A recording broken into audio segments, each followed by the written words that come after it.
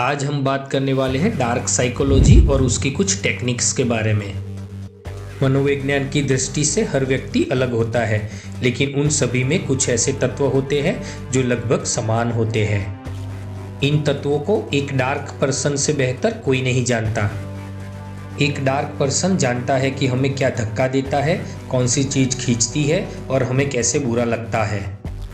कितनी अमेजिंग बात है कि एक स्पेसिफिक साइकोलॉजिकल कदम किसी व्यक्ति को कंट्रोल करने के लिए सबसे इफेक्टिव तरीका हो सकता है।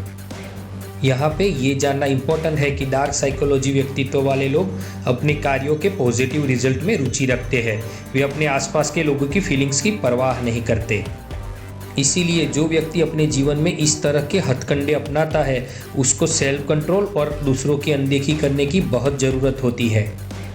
व्यक्तियों को नियंत्रित करने की हर किसी की अपनी अपनी फेवरेट टेक्निक्स होती है।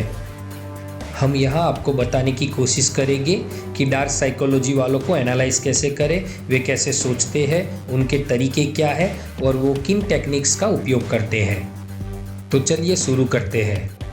नंबर 1, विपरीत मानसिकता। विपरीत मानसिकता पॉसिबली डार्क साइकोलॉजी के सबसे लोकप्रिय रूपों में से एक है। मेन रीज़न है कि इसे नॉन थ्रेटनिंग माना जाता है, क्योंकि सभी लोग जानते हैं कि डार्क साइकोलॉजी के इस रूप को पहचानना आसान है।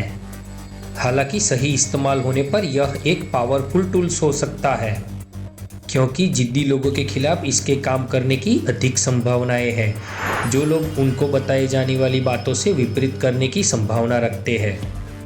अगर आप जिद्दी लोगों को आप जो चाहते हैं उससे विपरीत करने के लिए कहेंगे, तो आप जिस दिशा में ले जाना चाहते हैं उस दिशा में उन लोगों की आने की संभावना बढ़ जाएगी। यह तरीका आपके इरादों को छिपा भी देगा और जिद्दी लोगों को लगेगा कि उन्होंने अपनी मर्जी से काम किया है। नंबर 2, लव वर्षा या लव की बमबारी। ये कपटी तरीका पता लगाना सबसे चुनौतीपूर्ण है। लव वर्षा या लव की बमबारी तब होती है जब एक डार्क पर्सन अचानक गिफ्ट, प्रशंसा और पॉजिटिविटी के साथ संभवित शिकार दिखाता है। लव वर्षा खतरनाक हो सकती है क्योंकि इसका उपयोग कैलकुलेटेड टाइम के लिए निरंतर पॉजिटिव कामों के पीछे अपने नेगेटिव कामों को छिपाने के लिए किया जा सकता है। ये मेथड काम करती है क्योंकि कोई इसका उपयोग शिकार को सबकॉन्शियसली पॉजिटिव फीलिंग से जोड़ने के लिए करेगा। एक बार जब डिपेंडेंसी स्थापित हो जाती है और वांछित तालमेल बन जाता है, तो लक्ष्य को प्राप्त करना आसान हो जाता है, जैसे कि डार्क पर्सन चाहता है। ये तरीका रिश्ते की शुरुआत में सबसे अच्छा काम करता है। नंबर 3, मजबूत करने की कोशिश। ये तरीका लव बॉम्बिंग के फॉलोअप के रूप में सही ढंग से उपयोग किया जाता है। ये कहना यहाँ आसान है कि काम खत्म हो जाता है जब प्यार की बाढ़ ने अपना काम कर दिया हो।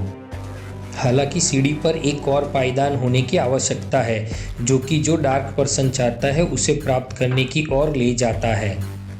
किसी के अफेक्शन, अटेंशन और प्रशंसा को सीमित करना जब कोई तोड़जोड़ करने वाले की इच्छा के अनुसार करता है, तो शिकार या विक्टिम वह सब कुछ करता है जो वापस उसे अच्छा महसूस कराए।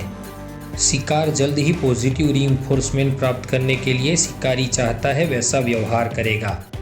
नंबर 4, प्यार वापसी या इनकार। ये कदम थोड़ा उल्टा लग सकता है, लेकिन इसका उपयोग करने के पीछे बहुत अच्छे तर्क है। लव बमबारी और फिर रीइंफोर्समेंट के बाद यह फॉलोअप के रूप में उपयोग होता है। कभी कभी प्यार को वापस लेना या नकारना एक शक्तिशाली कदम हो सकता है।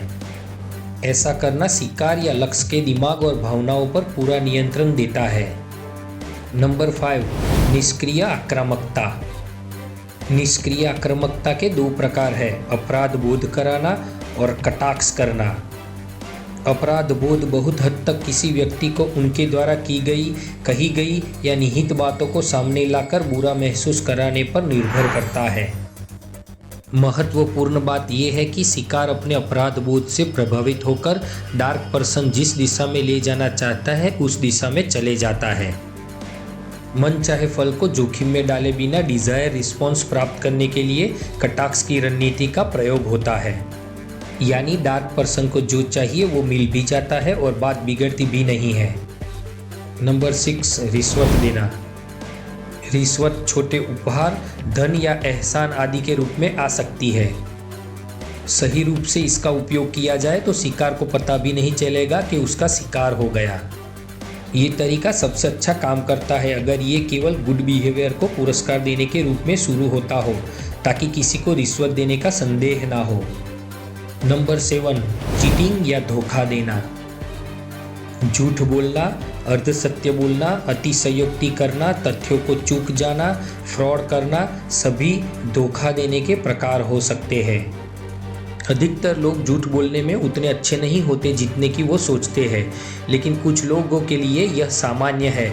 उनकी बॉडी लैंग्वेज से आप पता ही नहीं लगा पाएंगे कि वह झूठ बोल रहे हैं। अतिशयोक्ति से बात करना कुछ हद तक सत्य को उड़ा देने जैसा प्रतीत होता है, लेकिन रंगे हाथों पकड़े जाने पर इससे बाहर निकलना बहुत मुश्किल है।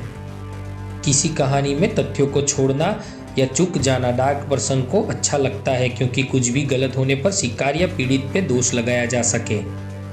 नंबर 8, हर क्वेश्चन में हाँ सुनना। इसका मतलब है किसी से ऐसे प्रश्न पूछना जिसका जवाब यस होने की संभावना ज़्यादा है। एक बार शिकार लगातार 3 बार यस बोल देता है तो उनसे पूछना आसान हो जाता है कि आप क्या पसंद करते हैं। तो मान लीजिए कि कोई व्यक्ति कई बार सकारात्मक जवाब देने के बाद सडनली नो का उत्तर देता है। उस स्थिति में वो डिस्कम्फर्ट महसूस करने से बचने के लिए यस में जवाब दे सकता है। नंबर 9, दृश्य या ऑडियो का प्रभाव। एक साधारण से व्यक्ति को बढ़ा चढ़ा के दिखाने या उसकी छवि चमकाने के लिए विजुअल इन्फ्लुएंस का उपयोग किया जाता है। उदाहरण के लिए इलेक्शन की प्रक्रिया में इसका उपयोग ज़्यादा होता है। ऑडियो इन्फ्लुएंस बहुत ही शक्तिशाली हो सकता है, क्योंकि कोई व्यक्ति खुद की जानकारी के बिना सब कुछ करता है जो कि डार्क पर्सन करवाना चाहता है। उदाहरण के लिए हॉलीवुड की डरावनी फिल्मों में ध्वनि इतना तीव्र वातावरण बना सकती है कि लोग अपनी सीटों से उछलने लगेंगे, जबकि स्क्रीन पर कुछ भी डरावना नहीं है।